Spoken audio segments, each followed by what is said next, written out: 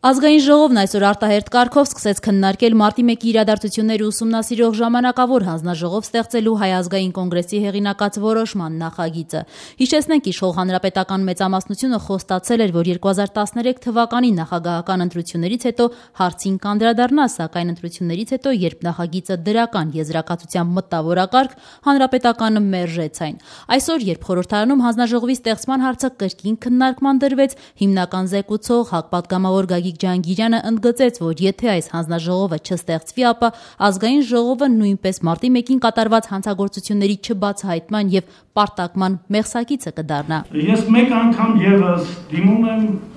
ազգային ժողովի ղեկավարությանը։ Պարոն Աբրամյան, դուք այստեղ ասում եք, ես խոստացա գազի հանձնաժողով ստեղծեցինք։ Հիմա խոստացա, որ աշնանը նայնիտով եք ստեղծում, բայց դուք մոռացել եք, որ դուք առաջինը խոստացել եք մարտի 1-ի հանձնաժողով ստեղծել, այո, եւ վկայեն մեր բոլոր գործընկերները, մամուլի ներկայացուցիչները։ Գագիկ Ջհանգիրյանը շեշտեց, որ հանձնաժողով ստեղծելու իրենց նախաձեռնությունից անցել է 1.5 տարի, մարտի 1-ի դեպքերից 6 տարի, սակայն չի բացահայտվել ոչ մի սպանություն։ Ասեմ ավելին, մարտի 1-ի զոհերից մեկի զինծառայող, ներքին զորքերի զինծառայող Տիգրան Աբգարյանի հայրը ուրեմն ինսուլտից մահացավ այս ընթացքում, մյուս զոհի Տիգրան Խաչատրյանի մայրը իր մյուս զավակի հետ լքեց Հայաստանը, քաղաքական ապաստան ստացավ Բելգիայում, իսկ հարյուրավոր քաղաքացիներ այդպես էլ արդարություն ու պաշտպանություն չգտան մեր երկրում։ Բայց այս ժողովրդի մեծ մասը, պարոն Աբրամյան, մեր երկրից գնում է ոչ թե տնտեսական կամ նյութական պայմաններից դրդված,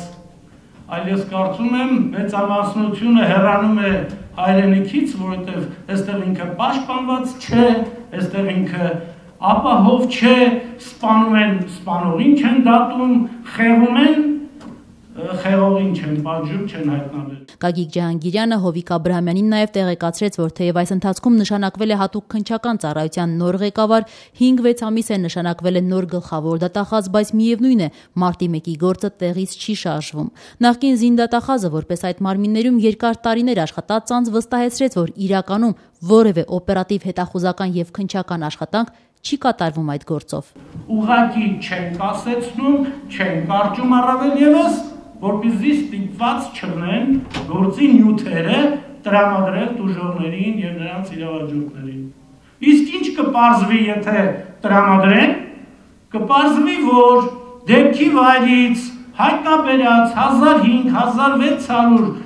պարկուշներն ու փամփուշտները մինչ օրս իդենտիֆիկացված չեն։ Ներքին զորքերի սպառազինության մեջ գտնվող, ոստիկանության սպառազինության մեջ գտնվող որևէ հրազենի հետ։ Գագիկ Ջհանգիրյանը նաև նշեց, թե իրենց առաջարկած հանձնաժողովը փաստահավաք ֆունկցիա չի իրականացնելու։ Այս հանձնաժողովի խնդիրն է գնահատական տալ հետաքննության, նախաքննության մարմինների եւ գլխավոր դատախազության կատարած գործողություններին եւ կայացրած որոշումներին։ Պատգամավորները պետք է իրենց լիազորությունների շրջանակում ամեն ինչ անեն, որպեսզի այս գործի բացահայտումը տեղից շարժվի, հորդորեց Ջհանգիրյանը։ Ես չեմ ասում, թե մեր ժամանակավոր հանձնաժողովի ստեղծման արդյունքում բոլոր սպանությունները կբացահայտեն, ոչ, բայց առնվազն 3-4-ի բացահայտմանը մենք կարող ենք իրական աջակցություն ցուցաբերել։ Երբ Գագիկ Ջհանգիրյանը ավարտեց ելույթը, ազգային ժողովի նախագահ Հովիկ Աբրահամյանը իրեն ուղղված հիշեցումների կապակցությամբ, թե խոստացել էր, որ հանձնաժողովը կստեղծվի, հակադարձեց։ Դուք իրավաբաններով հանձնաժողովի հետ կապված, մարտի 1-ի հանձնաժողովի հետ կապված, դուք ընդհանուր հայտարարի չեք եկել։ Քաղաքական որոշում մեր կոալիցիայի կողմից եղել էր, որ ստեղծենք։ Ցավոք,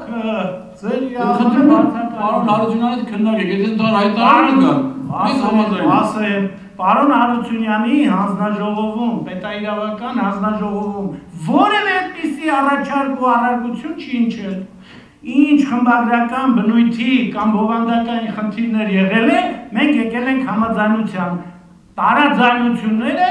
ի հայտ են եկել լիագումար նիստում։ Իդեպ նշենք, որ այսօր ավելի վաղ ի պատասխան ազատության հարցի, թե ի վերջո իշխող հանրապետականը համաձայնվելու է մարտի 1-ի ժամանակավոր հանձնաժողովի ստեղծմանը, Հովիկ Աբրահամյանն ասաց, թե դեռ քննարկելու են։ Ուշագրավ է, որ Աբրահամյանը չցանկացավ նաև ասել, թե արդյոք նմանություններ տեսնում է 2008 թվականի մարտի 1-ի սպանությունների եւ Կիևում տեղի ունեցած արյունալի իրադարձությունների միջև։ Դա վատ բան է, ես չեմ ցանկանում էլ իմ համադրեմ իմյանց հետ։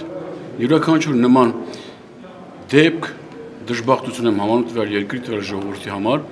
եւ ամեն դեպքում մենք լավ բաներից մտածենք, լավ բաներ մտածենք, լավ գործեր սկսենք անել մեր ժողովրդի համար։ Իսկ եթե ժողովուրդը մեր երկրի վրա որքանով է քաղաքական համարում։ Դե կանխատեսումներից հեռու մարդ եմ, ես ճիշտն ասած չեմ ուզում կանխատեսեմ։ Դուք լավ եք, ո՞նց եք, լավ եք։